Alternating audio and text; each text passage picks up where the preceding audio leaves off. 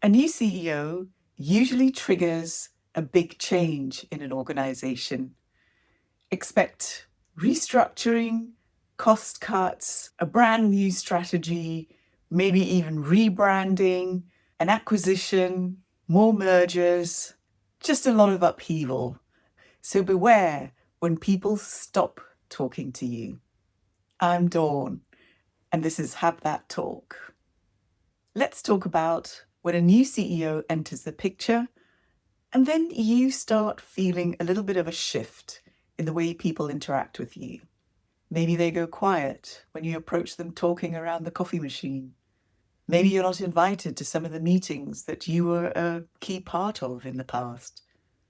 Maybe some people stop looking you in the eye, or there's some awkwardness when you pass each other in the corridor. And meanwhile, your brain is on high alert. You're already sensing that there's a shift. Your biggest fears of maybe losing your team, your project, or maybe even your job are beginning to bubble to the surface. How do you handle that? Because addressing it directly, going to your boss and saying, "Am I going to be fired?" is a big step. And under these circumstances, they may not tell you the whole truth. They may just try to reassure you, to keep you calm. Nobody wants the organization to panic. But it's good to read the signs. You can't pretend that everything is fine. You can't go on with business as usual.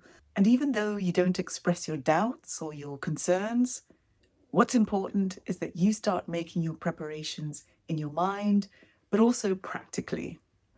Do an audit of the last big pieces of work that you've delivered. Make sure that they're documented, that all the proof points and the successes and the wins are clearly highlighted. It might even be worth pulling together a report from the last quarter or the last 12 months to show your contribution to the organization. The other thing you need to do is to make sure that you're still well connected with the people who know you, who trust you, or who you can potentially rely on for a future reference, or to put in a good word for you. This might be the time to do your own research on how you stand in the job market. Do you need to get some professional education? Do you have transferable skills that apply in a different industry or a slightly different role? Are you ready to step up to the next level? Or are you looking for a lateral move? Do you need to speak to a coach? The point of all this is not to get you feeling paranoid about your future, but to get you thinking more proactively about what's possible. And sometimes the worst possible scenario is possible. So once you get a sense of your worth, what you've delivered, who you're connected with, how you stand in the market, you're much better equipped to then speak up and have that talk. Okay? I'll see you next time.